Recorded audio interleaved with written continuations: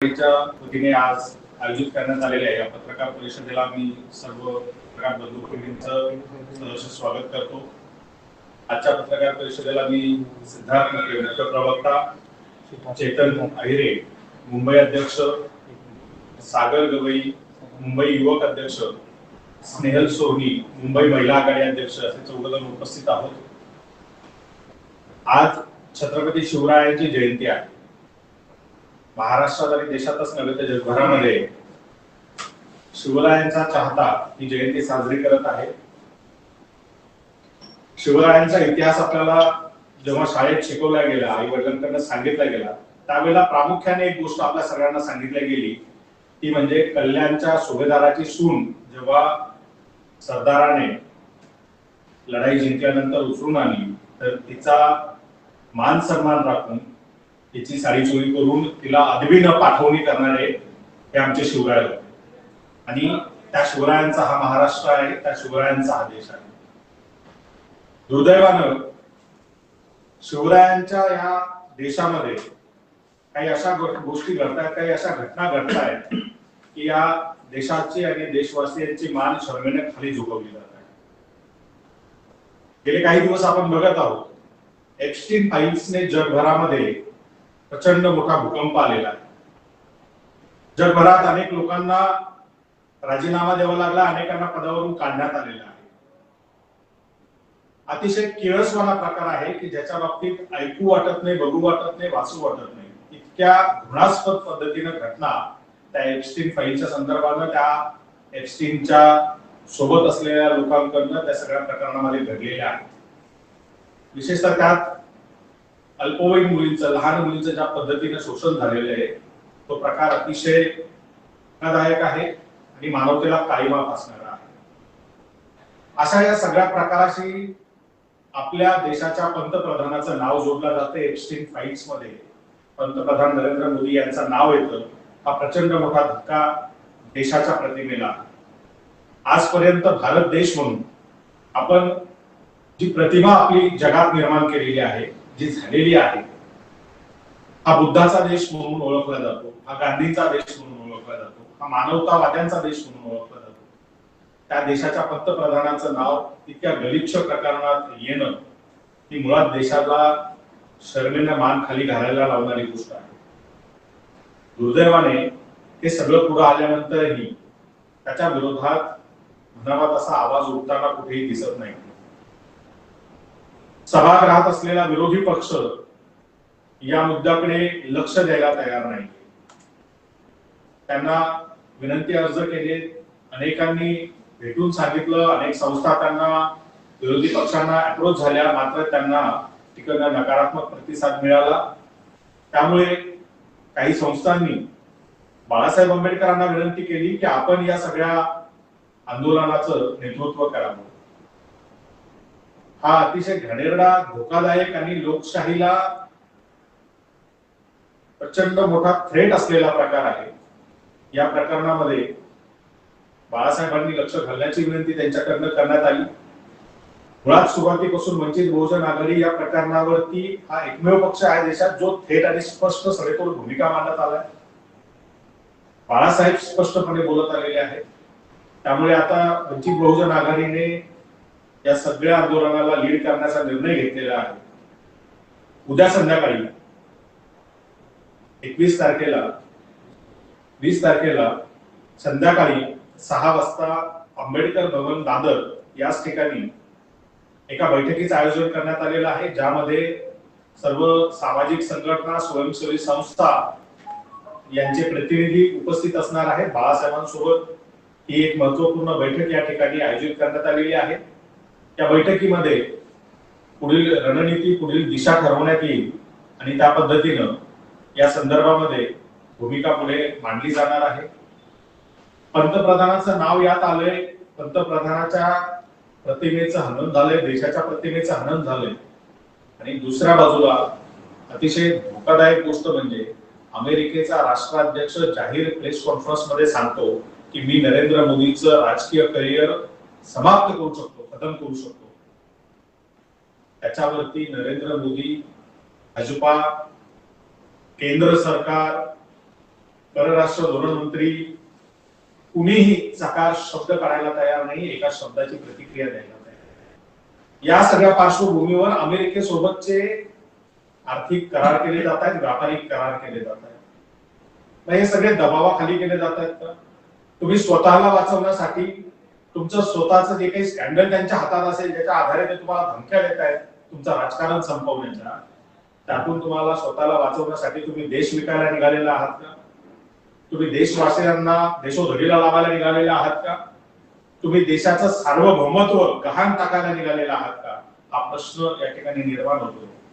त्यामुळे या देशाचं सार्वभौमत्व टिकवण्यासाठी, या देशाची आणबाण शान टिकवण्यासाठी, या देशाचं अस्तित्व टिकवण्यासाठी आता इथल्या राजकीय पक्षांना, इथल्या सामाजिक संघटनांना योग्य भूमिका घेणं आवश्यक आहे।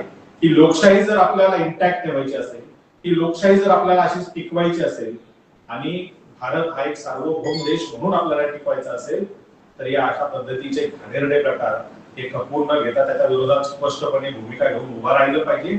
लोकशाही मार्गाने याला जाब विचारणं आवश्यक आहे आणि या ठिकाणी इथल्या पंतप्रधानांनी, ज्याचं नाव यात बोलले गेले आलेलं आहे, ज्याला दुसऱ्या देशाचा पंतप्रधान जाहीर धमक्या देतोय संपवण्याचा, त्यांची भूमिका मानणं गरजेचं आहे आणि देशाने सुद्धा आता भूमिका घेणं गरजेचं आहे।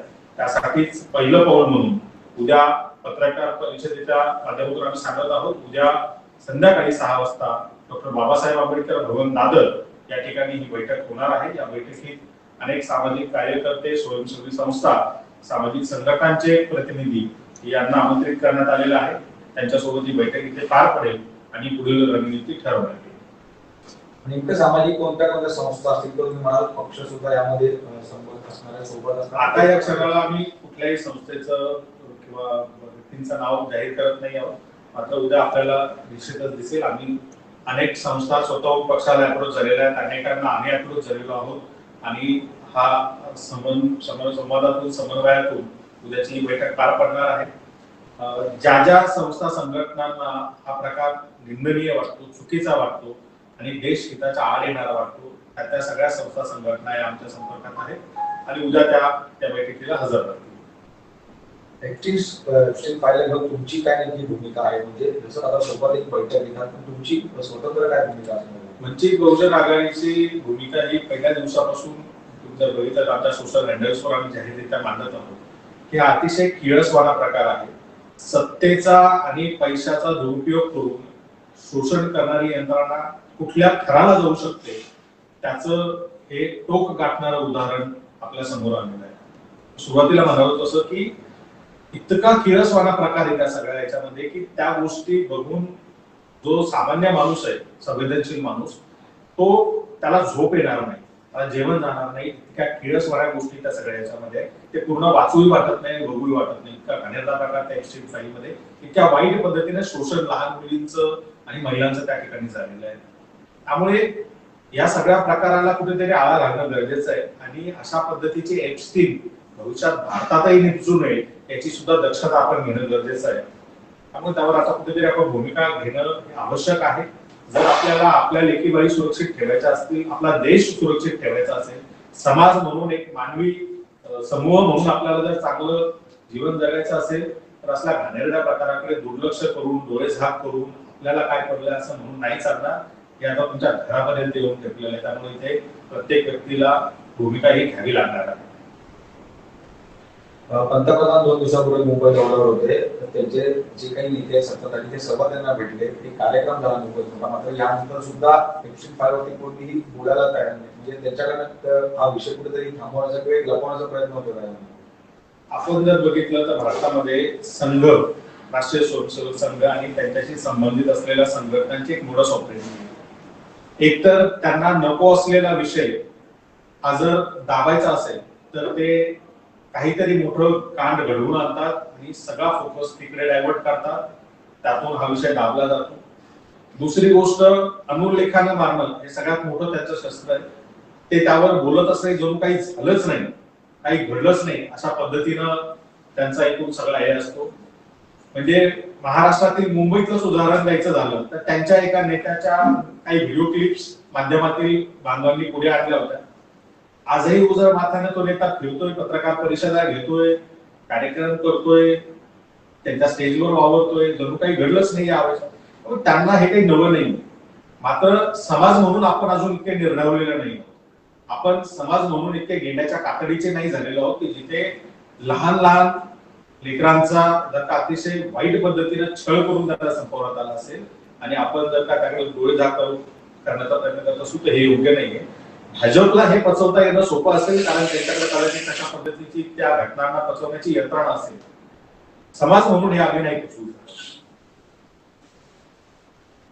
सर, दुसरा प्रश्न असा आहे की भाजपचे नेते किरीट सोमय्या जे आहे ते आता ऍक्टिव्ह झालेले आहे आणि बेकायदेशीर मुस्लिम फेऱ्यावर जे बसले आहेत त्यांच्यावर कारवाई वगैरे करते, दौरे वगैरे करते, फिरते, काय सांगतो?